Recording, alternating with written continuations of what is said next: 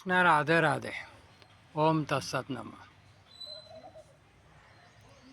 शंकराचार्य नमः आदि गुरु। कहते हैं ना कि शुभ काम में देरी नहीं होना और खोटे काम को टालते रहना।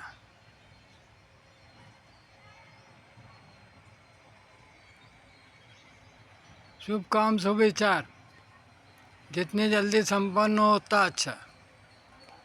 अब ये जैसे ये उंगली है, उंगली, इस उंगली में देखो आप एक कांटा लगा हुआ, जरा सा है वो फांस सर, ये फांस, ये सनलाइट में देख लो, ये सनलाइट में दिख जाएगा। फांस एक,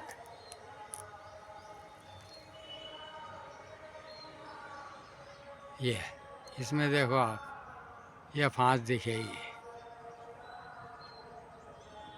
ये थोड़ी सी सफाई के दौरान लग गई उसमें, मगर वो जरा सी फांस है, मगर दर्द तो होता है ना उसका। उस पे जरा सा भी वो जाता है हाथ तो उसको निकालना पड़ेगी। कृष्णा कृष्णा राधे राधे, ये स्वाभाविक लगी है। सेवा कार्य के दौरान, सफाई के दौरान कुछ कांटे के पौधे भी आ जाते हैं,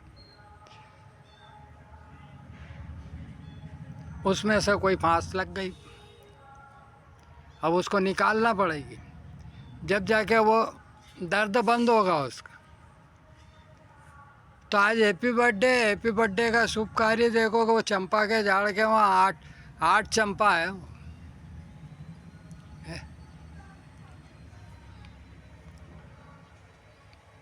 चंदा भी देखा, तारे भी देखे, देखा सूरज बरसो, जोगी हम तो लुट गए तेरे प्यार में।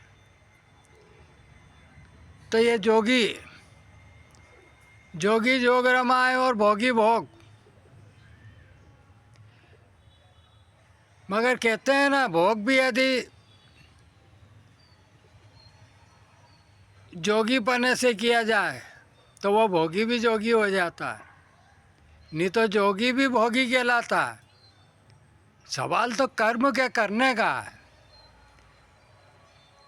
कि आप उस कर्म को किस तरह से करते हैं। कर्म तो सभी एक सरीके हैं, ना कोई भला है ना कोई बुरा है, मगर उसका उपभोग जिस तरह से होना चाहिए उसका उपभोग उस तरह से ना करते हुए हम उसे भला बुरा बना देते हैं। जिस तरह विष की औषधि विष ही है, तो वही विष किसी की जान बचाने के भी काम आ जाता है और वही विष किसी की जान भी ले लेता है। और अमृत तो सहज सुलभ है ही नहीं किसी को, और यूं देखो तो सर्वत्र व्याप्त है, यूं देखो तो सर्वत्र व्याप्त है। नवरस में अमृत बरसता है, उसी में बसता है, जीव के अंदर बसता है, मगर हम कहाँ कदर करते हैं। कहते हैं ना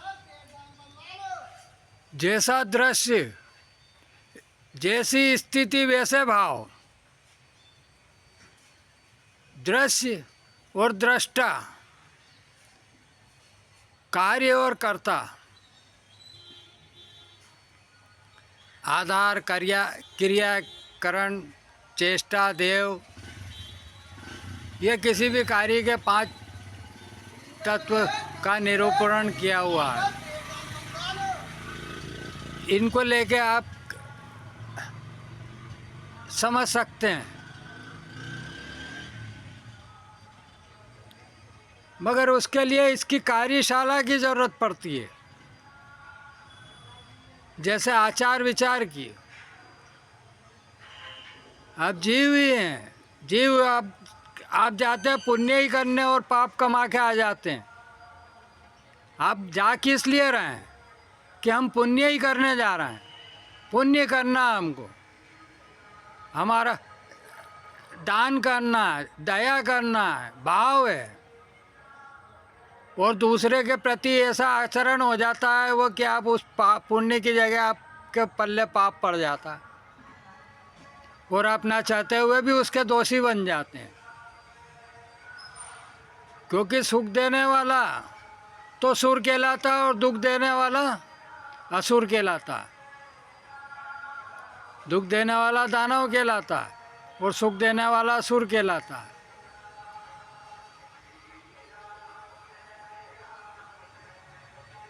और दुख तो हर चीज़ दे सकती है बिना सोचे समझे उसका उपभोग करने से।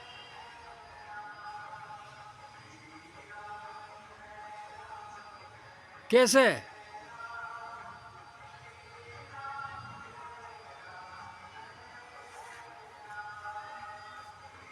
जैसे वो चंपा के झाड़ के वहाँ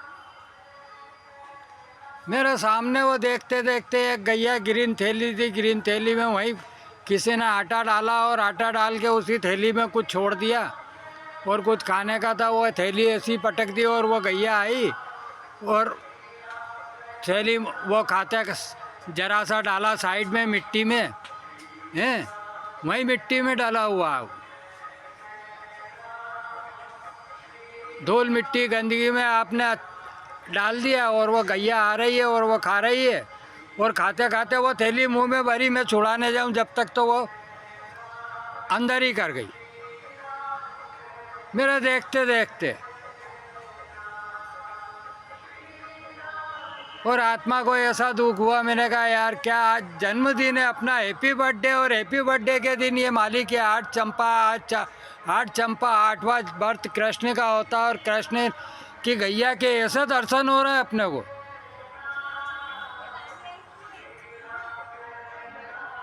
कि वो थैली खा रही है जिसे नहीं खाना है, जो वो पचा भी नहीं सकती, उसके पेट में देखा जाएगा तो ढेर निकलेगा।